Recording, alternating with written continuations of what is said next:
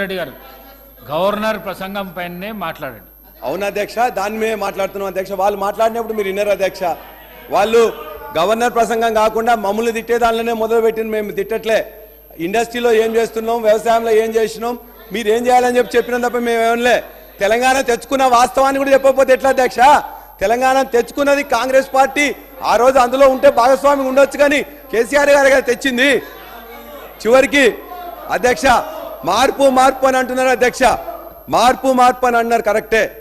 మేమేమనుకుంటున్నాం, మొన్ననే అగ్రికల్చర్ యూనివర్సిటీలో విద్యార్థులందరి మీద కూడా మొత్తం మీద కూడా వాళ్ళు ఏమన్నారు, 100 ఎకరాలు భూమి కేటాయిస్తున్నట్టే పర్వాలేదు, 100 ఎకరాలు కేటాయిస్తున్నంటే మెడిసినల్ ప్లాంట్స్ ఉన్నాయి కాబట్టి కొద్దిగా ఇది కాకుండా వేరే దగ్గర కేటాయించండి అని చెప్తే అక్కడ మొత్తం కూడా వాళ్ళందరినీ కూడా సిగబెట్టి మొత్తం కూడా పోలీసు వాళ్ళు గుంజుకుపోయినారు. మీరు అందరు కూడా చూశారు. ఇదేనా మార్పు అధ్యక్ష? అదే కాదు, ఉస్మాన్ యూనివర్సిటీలో కాంగ్రెస్ నాయకులు పోదామంటే ఆడ విద్యార్థులందరినీ కూడా ముందస్తు అరెస్ట్ చేసిండ్రు. అదేనా మార్పు అధ్యక్ష? ఇవాళ అదే విధంగా విద్యార్థులు ఇవాళ మీరు ఏమన్నారు, ప్రగతి భవన్ కంచెలు పగలగొట్టినమన్నారు. ప్రగతి భవన్ కంచెలు పగలగొట్టినారు, వాస్తవమే. కంచె కూడా తీసేసిండ్రు.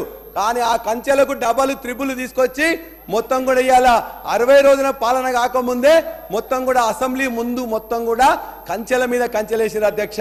పోలీసులు ఇంతకుముందు 1000 మంది ఉంటే ఇలా 3000 మంది పోలీసులు పెట్టిండ్రు. ప్రజాస్వామ్య పాలనప్పుడు ఎందుకు కంచెలు, ఎందుకు ఇంతమంది పోలీసులు? మేము అడిగేది మార్పు అంటే అధ్యక్ష, మాకు బిల్డింగ్లు కట్టిన బిల్డింగ్లకు పేర్లు మార్పు కాదు, లేకపోతే ప్లేట్లకు నెంబర్ ప్లేట్లకు మార్పు కాదు అధ్యక్ష, లేకపోతే ధరనుంటే భూమాత చేయడం మార్పు కాదు అధ్యక్ష. ప్రజల జీవితాల్లో మార్పులు తీసుకురావాలి తప్ప ఇవి కాదు అధ్యక్ష.